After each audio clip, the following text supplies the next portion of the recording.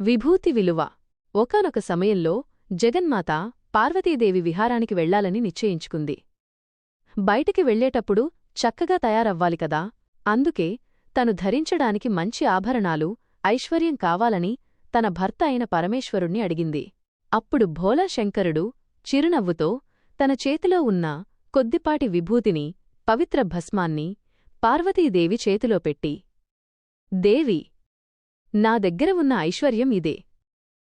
నువ్వు ఈ విభూతిని తీసుకుని ధనాధిపతి అయిన కుబేరుని దగ్గరకు వెళ్ళు. దీనికి సరిపడా ఆభరణాలను, బంగారాన్ని ఇమ్మని అడుగు అని చెప్పి పంపించాడు. పార్వతీదేవి ఆ విభూతిని తీసుకుని కుబేరుని వద్దకు వెళ్ళి, యక్షరాజా, శివుడిచ్చిన ఈ విభూతికి సమానమైన బరువు తూగేటంత బంగారాన్ని, నగలను నాకివ్వు అని అడిగింది. నవనిధులకు అధిపతి అయిన కుబేరుడు అది చూసి నవ్వాడు. అమ్మో, లోక